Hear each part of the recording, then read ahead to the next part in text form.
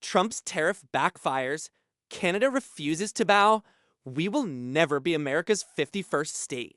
We are more united and more determined to stand up for Canada than at any other time in recent memory. The message has been crystal clear, both to President Trump and to the world. Canada is not for sale, and Canada will never become America's 51st state.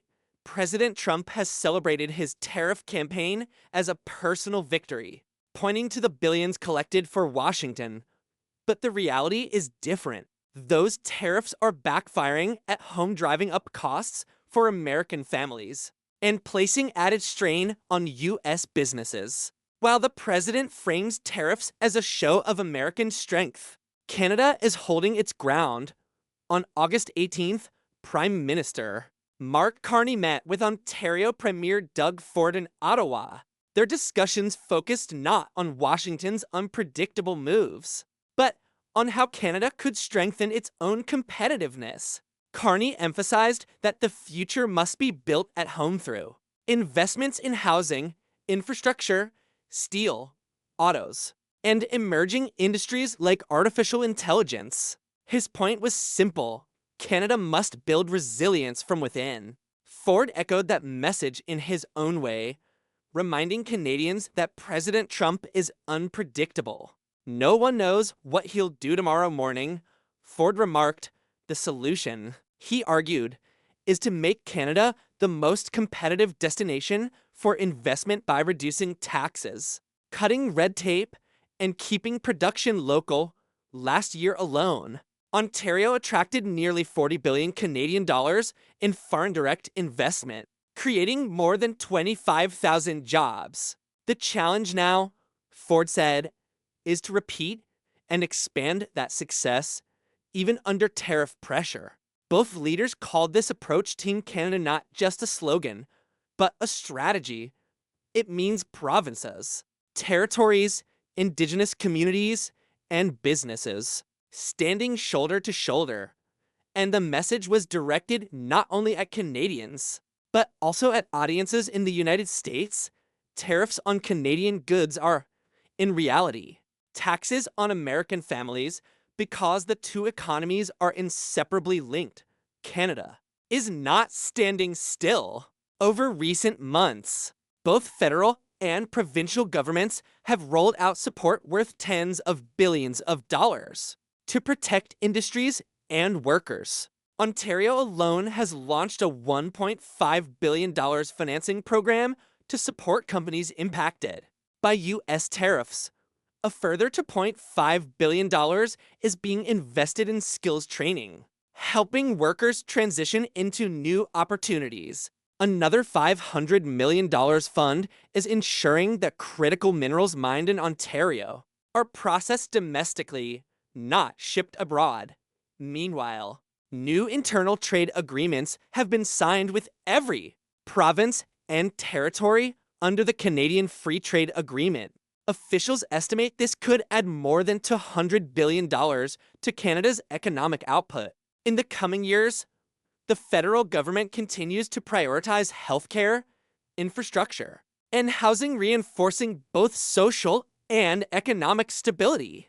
Together, these measures show that Canada is using the tariff crisis not as a setback, but as a catalyst for long-term transformation. Ford summed it up simply: let's stop worrying about Donald Trump.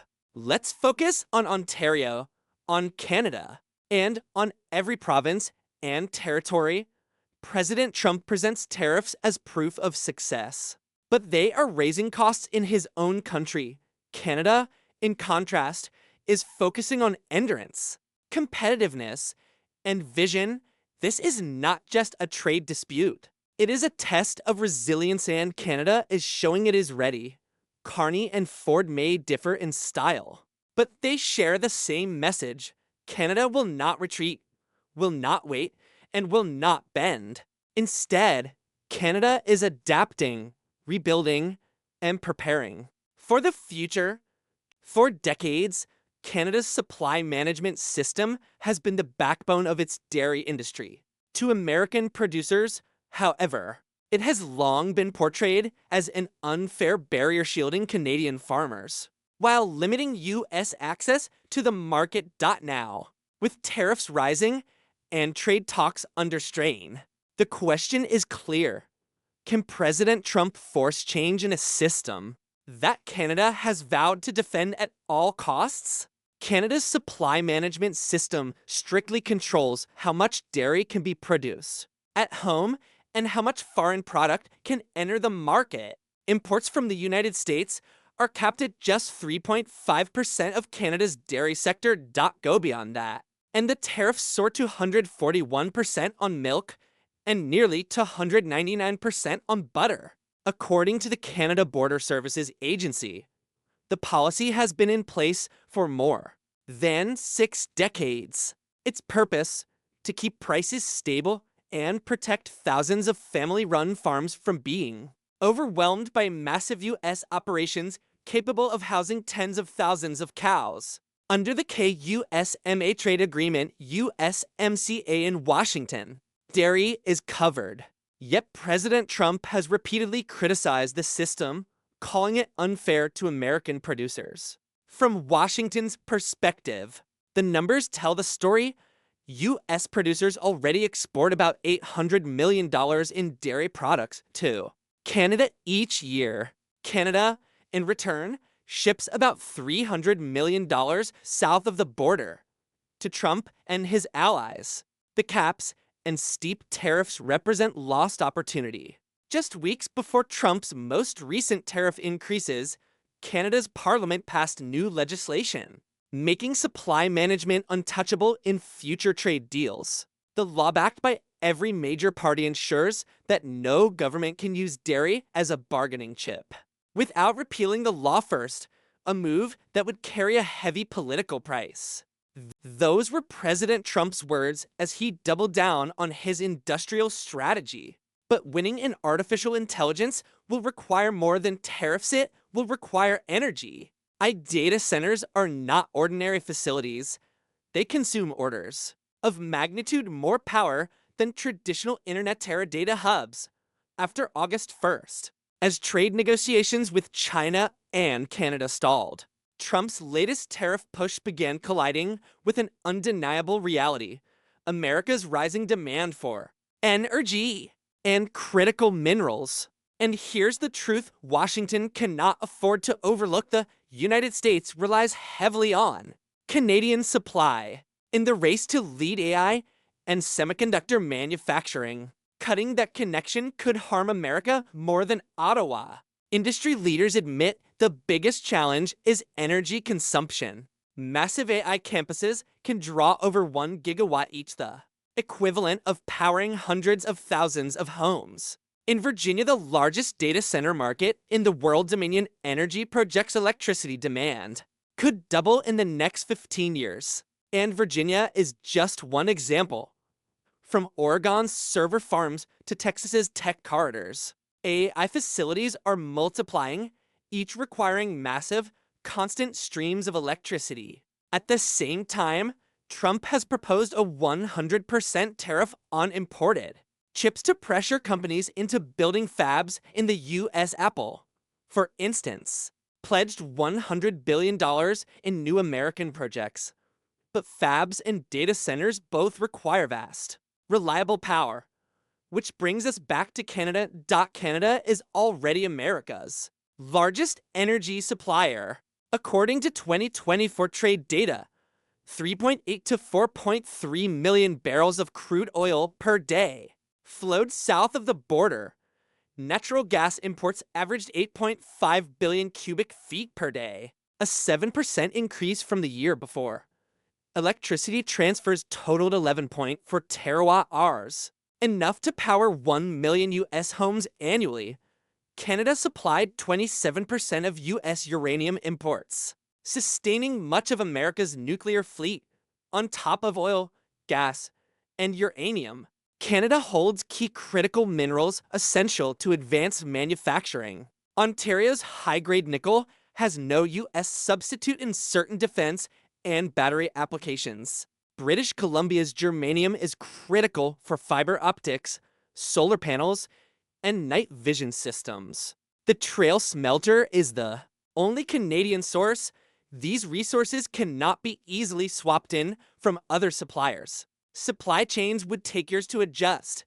If flows were disrupted, the impact on industrial plants, chip fabs, and AI centers would be immediate higher costs, production delays, and uncertainty.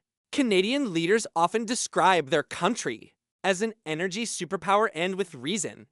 Beyond oil and gas, Canada has deep capacity in nuclear, hydroelectric power, and emerging fields like carbon capture and storage. Prime Minister Mark Carney's approach has been deliberate. Keep the dialogue with Washington open, but refuse any terms that would undermine Canada's long-term position. Ottawa is accelerating investment in domestic extraction and processing, while strengthening ties with allies in Europe and Asia. His message is clear. Canada is ready to cooperate, but also prepared to stand firm. Its resources are a shared strength, but only if the partnership is built on respect. Trump's tariffs may raise the stakes, but energy and critical minerals are not bargaining chips. Without Canadian supply, America's ambitions in AI, manufacturing, and even national security could face setbacks. For Washington, the choice is stark: push too far and risk weakening its own future, or recognize that North America's strength lies in partnership, not pressure. Industries across America now face the risk of higher costs, slower growth, and deeper reliance on less dependable partners. It's a dangerous prospect for any administration promising both a manufacturing revival and global AI leadership.in. This relationship of mutual dependency. Canada holds leverage that matters more to U.S. stability than the reverse. And President Trump must decide whether sidelining Canada is worth whatever short-term gains he believes he can win at the negotiating table. Unlike Europe and Japan, who quickly signed trade agreements under White House pressure, Canada has refused to rush. The EU, threatened with 30% tariffs, accepted a 15% compromise deal. Japan followed with its own settlement.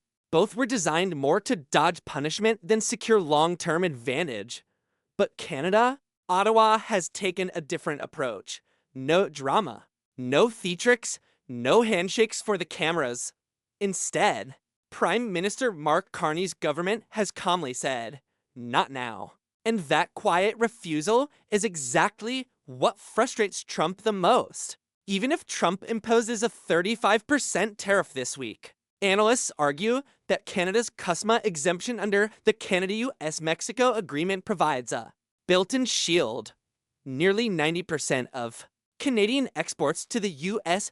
already qualify for tariff exemptions under KUSMA rules of origin. That means Trump's earlier 25% border tariff and his threat to raise it to 35% were not the knockout blows many expected.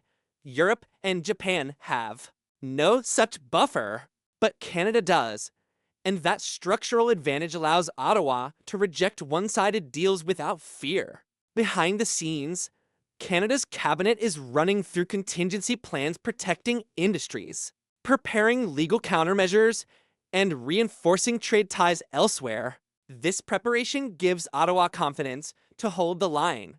For Trump, this strategy is deeply unsettling. His usual playbook deadlines, tariffs, and pressure worked on Europe and Japan. But Canada isn't rushing, isn't bluffing, and isn't breaking. Instead, Carney has embraced strategic silence. That silence is powerful. While Trump raises his voice, Canada lowers its own, and in doing so, it gains control. Analysts suggest Carney's patience could even force Trump into making the next move, whether that means concessions, extensions, or new tariffs. Either way, the uncertainty now cuts both ways. By preparing for no deal, Canada has stripped the deadline of its drama. August 1st is no longer a cliff edge, it's just another date on the calendar. What's striking is that Canada isn't trying to win with louder rhetoric or showdowns. Instead, it's rewriting the rules with preparation, patience, and quiet resolve. Trump may still escalate. He may strike a last-minute deal. But for the first time in years, he faces a counterpart who is not bluffing and who isn't afraid to walk away. And that changes everything.